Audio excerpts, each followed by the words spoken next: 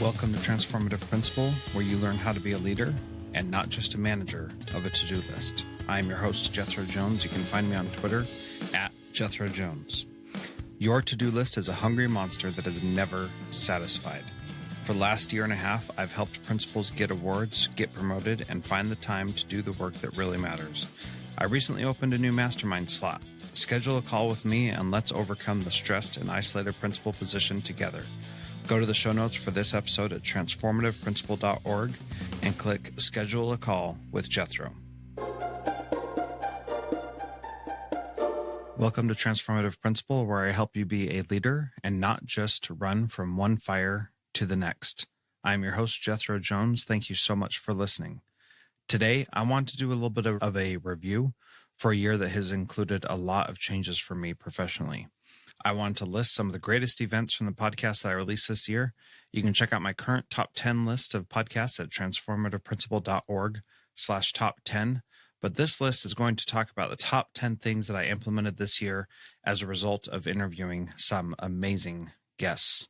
So we're going to start with the one that has been downloaded the most, that is Improving the School Scheduling Nightmare with Adam Pizzoni, Transformative Principal 185. So this was released in August, and it was a really great interview about fixing the master schedule in school. And my big takeaway was when Adam said that instead of asking what was possible from schools, he asked what prevents traditional schools from iterating. And that train of thought has led me to make decisions about the intentionality to combat some of those things that prevent us from iterating and make sure we still iterate even with the struggles that we face. So I'm going to play a clip from that, about 2.5 minutes, so that you can hear what that conversation was like. What I became really interested in was this idea that, schools that we've got this set of progressive schools today, a very small number that are doing some pretty amazing things, and yet that's a small number. And my goal was really about equity and how do we have a better school for most kids? And so instead of asking what's possible in school, I began to wonder, what prevents traditional schools from iterating and from improving in larger ways. And one of the things I discovered right away is that, any school can implement ed tech or curriculum software in the classroom. That's clearly not the difference between a really good school and a not good school. And what I kept finding was that the kind of changes that we all hoped that for in our schools are often the kind of changes that teachers don't have the power to make. I mean, teachers are obviously one of the most important aspects of a good education in terms of their instructional quality and the relationships that they develop with their students. But teachers can't decide who is in what classroom and who gets paired together and whether students are tracked and whether that teacher has time to collaborate with others or, just a huge number of decisions. And so I just kept narrowing in on sort of where is the greatest leverage for change, given especially where people don't seem to be looking. And not only, before it was scheduling, it was the principal. It was just a question of, wow, there's this role, the principal, that has so much power over the school, and yet it's such a difficult job because they have so little help. They're expected to do so much. And I think it was just through that process of trying to understand what really happens. How does the school structure get set? That I discovered this huge area of master scheduling. And it's amazing to me that so few people in education really have ever heard of. And yet to, the degree to which the master schedule is the blueprint of a school. And if you go to a principal and say, I want you to change something structurally about the school, the first, question is, how do I make that work in my master schedule? And that's Exactly. it's not an easy question, because if you're going to add some new flex period, for example, you got to figure out how to make that work with the time and resources you have. And that's no easy task. Okay, so for the next one, number 2, enjoy the journey with Jethro Jones. Again, these are all linked on the show notes page for this one. So you can go to transformativeprincipal.org/top 10 2017 for 2017, and you'll get links to all these so that you can go listen to the episodes in their entirety. And so this one I think is pretty cool because I share my 4-year plan for my new school that I just came to this year. And so we're going to listen to that. So I'll give you a second to listen to that. Let's talk about what the plan is for personalized learning here at Tanana. And I broke this down into a 4-year plan. And this is how long I plan to be here at least. So here's what I'm thinking. This year, we do personalized learning aspect of some lesson or unit each quarter. And we start preparing for a flexible learning block, a time in the day where kids have some choice, where they are able to choose what they're going to spend their time on that day. Now, this is something that is very doable, that all of you can do this week. All of you participated in a great personalized learning activity this morning and had an opportunity to see what that could look like. And I greatly appreciate that. And I greatly appreciate all the work that Courtney put into making that happen. And she did a great job. And I'm so thankful for that. You've had the experience of doing that. You're going to have more experience doing that on Tuesday as part of our personalized learning workshop that's happening in the afternoon. And we'll talk more about that later. Next year, what I'd like to see is personalized learning aspect in every month, semester 1, and every other week in semester 2. I want us to implement a flexible learning block and start piloting a personalized learning plan for each student. 19 and 20, personalized learning and aspects in every single lesson, expansion of flexible learning block, and a personalized learning plan for every student. 2020, 2021, we need to be ready to not have a bell schedule, specific course classes, and we need to have student-driven, standards-based lessons delivered based on data, student need, and preference. That's where we're going to go in 4 years. Take a minute and talk at your tables about your thoughts about that. I'll give you about 5 minutes. So your big question is, how are we going to get there? I'm going to give you support. I'm going to give you a framework. We are going to network with other schools that are already doing it. We are going to virtually, at the very least, visit those other schools and invite them to visit us and give us support. We are going to go one step at a time. This is a picture of me jumping off a sand dune in college and jumping into the abyss. We are not going to leap into the unknown. There are other schools that are doing these things. I have done these things. Many of you have done some of these things. We've got this. We are going to use PLCs and faculty meetings to help us move in this direction, and I am going to be there to support you in doing that. Over the next 4 years, we're going to have 320 hours of PLCs and faculty meetings to get us to this point. I think that you are capable. I think that you are ready. I think that you want to make a name for yourself. What I've heard a lot is that Tanana is a great place. Many of you are scared about what could happen. I did not come up here to be the principal of this school for 1 or 2 years and then have it be gone. This school is going to be the model for personalized learning in our school district and quite possibly in the country. We have all the right people. We have the support from the district. We have the support from the school board. We are going to be a standout school, and people are going to want to come and visit this school and see how we're doing it because we are going to be inspiring. That's what I'm prepared for. I hope that you're prepared for it as well, and I believe that you are. So what I really liked here is in talking about my plan, I know that there's a lot of moving parts. There's a lot of different things that are happening. Number one, it's great to feel very clear about where you're heading and know what you're going to look like in 4 years. Man, I got to tell you, that is liberating. But what's also cool is that instead of starting parts of my plan next year, things have already needed to happen, and they've been brought forward. The ideas have been brought forward by other people, not me. And so, for example, we started a flexible learning block with advisory, much like we did tutorials down in Kodiak. Did a very similar thing. Advisory wasn't working. And so in order to make it work, we started giving kids choices and teachers choices and what they were going to teach and how they were going to teach it. And so far, it's just been amazing to see that happen. But then what's really cool is that some teachers came to me and said, hey, we'd like to do this service learning, flexible learning block at our school for next semester. And they actually wanted to start it like right away. I mean, how cool is that the things that I'm trying to implement, people are now coming to me and saying, let's do this. And a little bit later in this, I'm going to talk about why I think that is that they are doing that. But I just love the idea that teachers are coming to me to ask for these things. So on to number 3. Number 3 is Don't Try to Change People, Change Behavior with Tom Hirk, episode 188. And in this episode, it was really powerful when Tom shared how to be a transformative principal. He said, ensure that relationships are healthy and positive. Being positive doesn't guarantee a good outcome, but being negative does guarantee a negative outcome. Really insightful. Let's listen to what he has to say about that.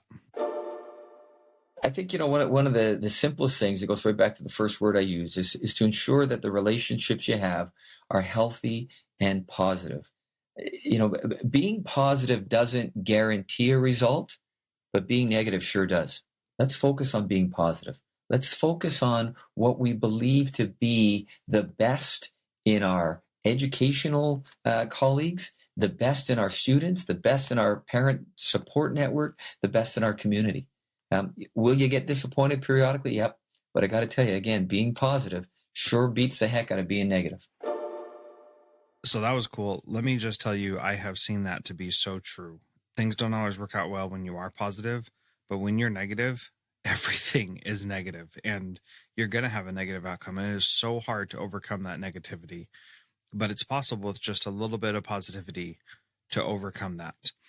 The next one is a phrase that I have used so much. Number 4 is rules turn students into classroom lawyers with Tom Hirk again. That's episode 187.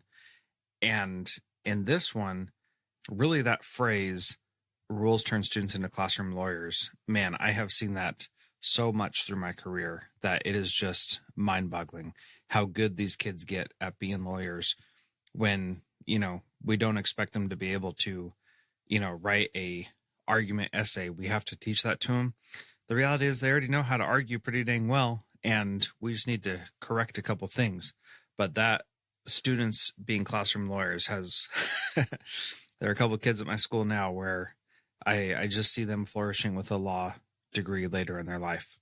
So let's listen to what Tom says about meeting students who are connected and not disappointing. I was doing a job interview for someone yesterday to be a special ed teacher, and I asked him how to create a perfect classroom, and his answer was so perfect. He said, well, it really depends on what kids are in my classroom. And can you talk a little bit about how to create a positive learning environment in your classroom? Yeah, no, and I appreciate the story you just shared, and I think it's one of those pieces of our job that on some level seems to be easiest to let go of as we rush to ensure, we've got the right pedagogical skill set and the right lesson construction, etc. If I had to use one word to define my 34 years, that word would be relationships. We've got to build them first. I've yet to meet a kid who is connected who disappoints. I know this to be absolutely true. If we build them, they will learn. So, for me, and the response you got is bang on. I need to know who's in the class. Every kid has a gift. Every kid has a contribution yet to be made. Every kid is entitled to live a viable life as an adult. And so as we begin, the start of any school year is often the best time to start building that positive culture, to start to learn about the students, to start to learn about who's who in the room. I make a note of trying to learn every kid's DNA. And it's not the DNA I used to teach as a high school science teacher, but instead the DNA that's defined as dreams, needs, and abilities. Every one of our students has dreams. Every one of our students has needs. Every one of our students has abilities. I lament sometimes, and I've had the good and probably the unfortunate of having stories shared with me of kids who had their dreams crushed. And far too often that's happened by folks in our profession. It's not our job to be the dream crushers. right? We need to inspire. So learn something about every kid. Start that early. Learn their DNA. So use that as the foundation to begin to build that positive culture in your classroom. Kids have all kinds of great ideas, right? Let's start with the simple stuff. Learn their names. Learn something about them. Build that connection. Here's what I know. Every kid wants adult time and attention. Knowing that, let's structure it as a real positive piece. So since I conducted this interview, which was all the way back in May, I've worked hard to make sure that kids are actually connected. I found what he said is true. When kids are connected, they rarely disappoint. So last week, a student threw some trash in the cafeteria, and I had worked with him to make sure that we had a relationship and that he was connected with me. And all I had to do was put my arms out as if to say, "What are you doing?" And then I had to wait for 30 long, agonizing seconds for him to finally decide that that's what he needed to do, is get up and go take care of it. Sure enough, he didn't disappoint. Now, if I weren't patient enough, then he would have disappointed, because he wouldn't have done it in 10 seconds, and I would have been right over there saying, "You need to pick this up." But he didn't. He didn't disappoint, and he knew that I was watching what he needed to do. So the next one, number 5, is what I wish I knew as a first-year principal with me, and I asked a bunch of people that same question. And I was at the National Principals Conference, which was an amazing experience. I met so many people who have been my virtual friends for a long time, one of whom is Jessica Cabine, and she said, "Take care of yourself." So let's listen to her advice for a first-year principal. Hey, this is Jessica Cabine. On Twitter, I'm at Jessica Cabine, and my blog is Principal in Balance. Something, if I could go back to myself as a first-year principal, I would say take care of yourself. The job will always be there, but it's so critically important for you to take care of yourself and your family and to take a break from leading. You're not going to be good to anyone unless you're good to yourself first. So good luck and keep doing the hard work. She's so great. Thanks, Jessica, for being part of this. So what she said is take care of yourself. And, you know, I haven't been exercising as much as this year as I have in the past. But what I am doing a lot better is making sure that there's a delineation between work and home, and not checking my email, not playing on my phone, not being distracted. I'm not perfect. That is very true. I'm certainly not. But I'm definitely doing a lot better of being home when I'm home and being at work when I'm at work. And, you know, I feel so much better about myself and about my work when I do that, that it is totally worth the effort that goes into that to make sure that that happens. You know, you really got to take care of yourself. That is the truth. You know, you're going to bring yourself out, and then you're not going to be able to be there for others or for your family or for yourself later. And that is really important. So hopefully in the new year, I will get better at doing some of the other things I need to take care of myself. But that really hit home. Number 6, end college and career readiness with me. That was one little solo rant that seems to have hit a nerd, as it was only released a couple of months ago, and it's already one of the most downloaded. So in this podcast, I basically argue that we need to focus on inspiring passion in our students rather than preparing them for something that we certainly can't predict, which is a career that will change and will be different, you know, than what we experience. You know, I met a man recently who said that he is a jack of all trades and a master of one, learning. And I thought that was so inspiring and so awesome. So I was just inspired by that. You know, Mark Barnes said on a recent Hack Learning podcast that learning can't be measured. And in our traditional system, you're right. I don't think that it really can be measured, but it can in our own lives. And we are the ones best suited to measure it. So I can't measure all that I've learned from doing this podcast over the last 4 years in an easy to digest way like an A, B, C, or D. But this post and this podcast is an example of what I am trying to do to summarize some of my important learning over the last couple of years, or over this last year. So I really want to make sure that is working. One of my good friends, Darren Draper, posted on the Facebook post for this podcast and had the question: if everyone follows their passions, Will society have the skilled workers it needs? We had a little back and forth that I encourage you to add your 2 cents to, and I put a link in the show notes for this at transformativeprincipal.org/top10 2017. And my real point here is that if we teach kids how to learn on their own, they'll have more success in their life, regardless of what their passions or careers are. So I hope you take the time to listen to this podcast episode in its entirety. It's only 9 minutes or so. And so I'm going to go ahead and put that in here. The term that George Martinez used was path to passion rather than career pathways. That sounds so much more inspiring than just finding a job. And I think the reason I like that so much is that we all need something more than a job. We need our own personal mission statements that define what we're going to do and who we are as a part of our life. Number 7, Instructional Leadership Team with David Smith. That is episode 182. So David Smith's advice on how to be a transformative principal was to decide that you're going to spend time in every classroom. So let's listen to that part of the podcast.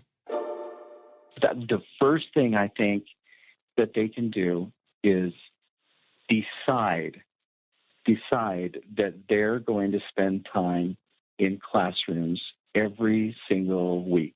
Make a goal, set aside time, and make that happen. I was talking about this we have a turnaround schools program in our state, and I'm working with that program, and we were having kind of a follow-up after one of our professional development sessions, and principals were saying, how do I do this? How do I find time to be in classrooms? And one of the principals who had been in the session took what we said to heart, and she decided that she was just going to set aside some time every single day that was just sacred. And she would tell her secretary, I am visiting classrooms.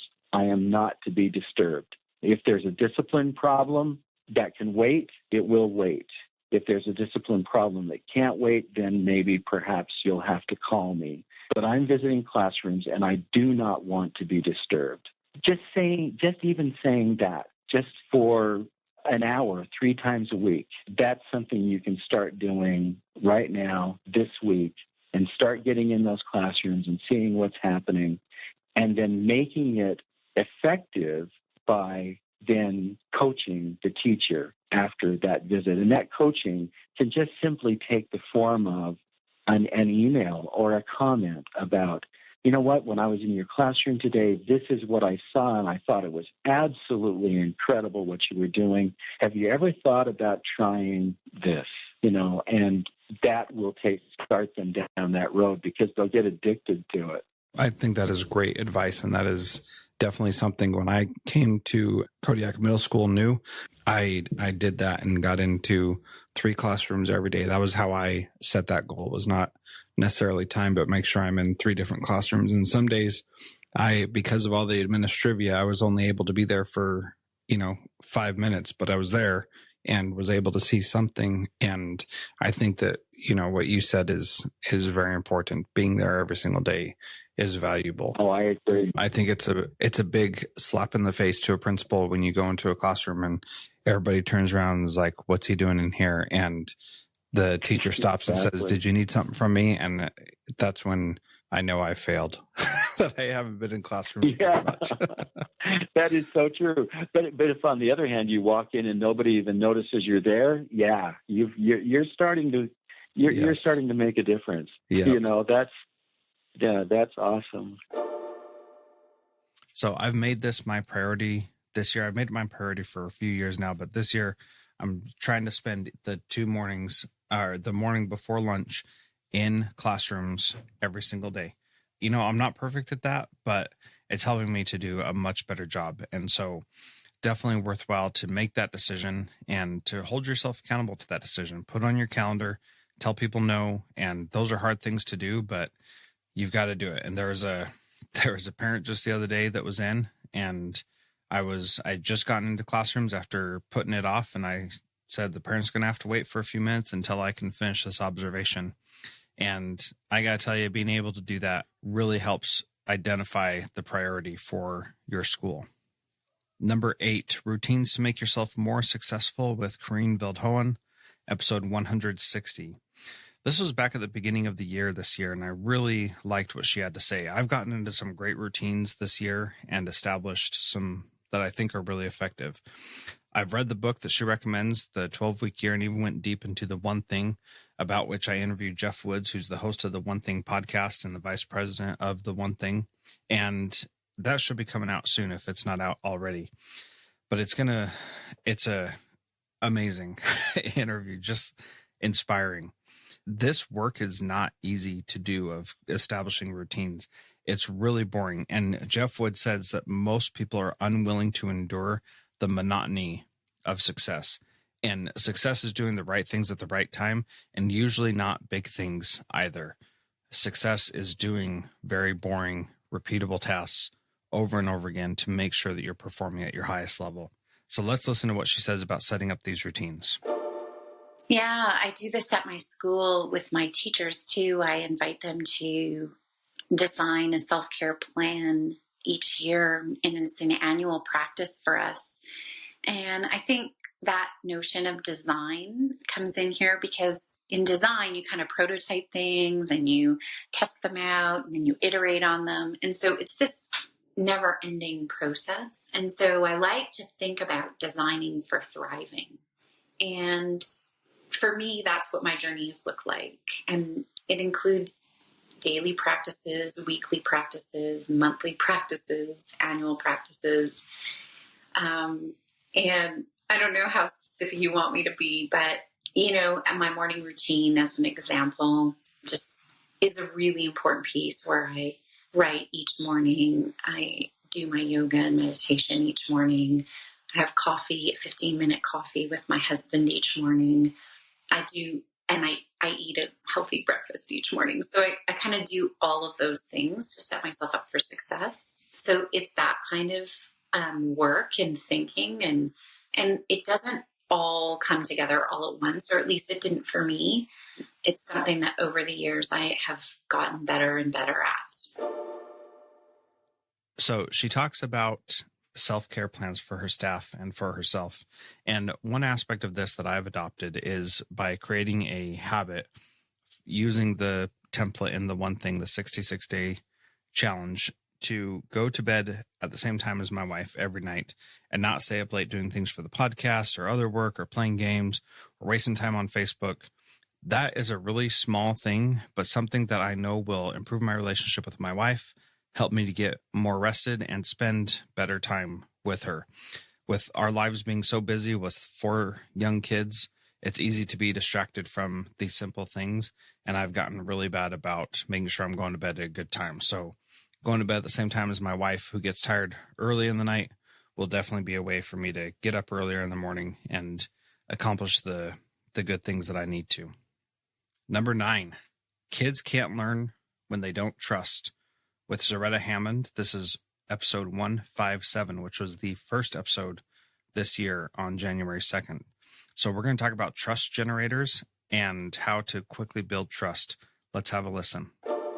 You can fast track it. I mean, it still takes time. That's true. But I do think you can fast track it. I do think that teachers and leaders can leverage what I call trust generators, so that, neuroscience tells us there are ways that human beings actually develop trust with each other. So one example is what we call selective vulnerability. What that means is I tell you something about myself that reveals kind of the inner me. And in return, we usually will reveal something about ourselves in return. Whoever you're talking to actually reveals something about themselves.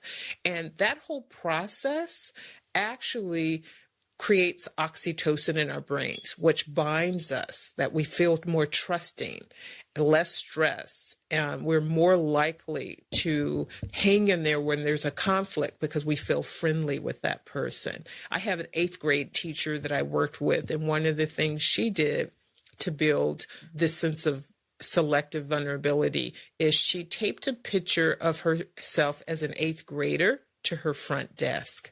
And the students were like, oh my gosh, that was you in 8th grade? I mean, it was her in all her 8th grade glory, braces and all.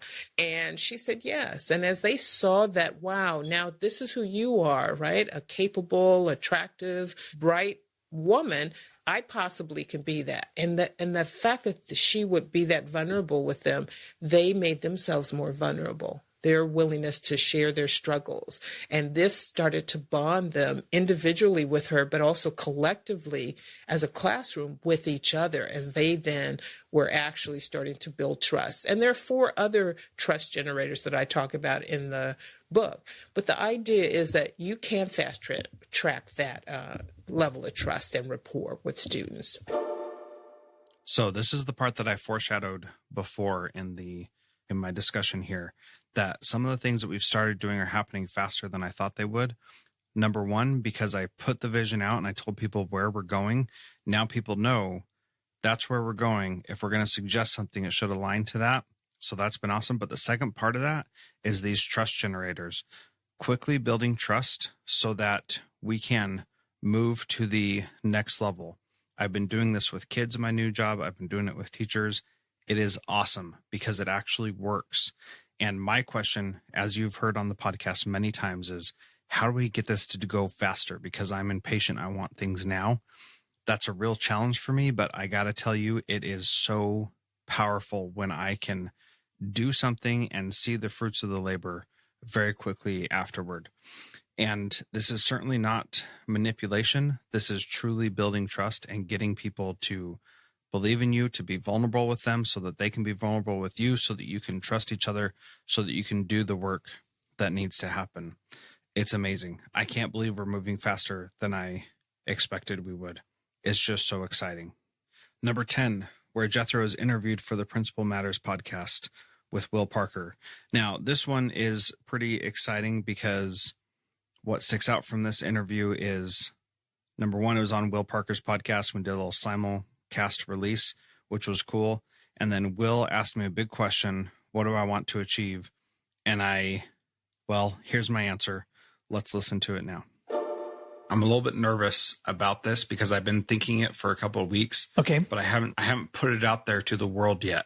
And so my goal truly over the next 10 years, I didn't say it before because I'm a little bit scared to. Go for it, Jethro. It's kind of scary, is I want to impact over 100 million students in the next 10 years. You go. And that is by helping their leaders and their teachers and anybody associated with them get better. And that's a scary thing for me to say out loud because of what if I don't get that, And I have chill bumps going all the way from my head down all the way to my feet right now, Jethro. I'm so proud of you for thinking about the impact and the influence that your work with leaders has, not just on them, but on their schools, on their teachers, on their students, on their communities.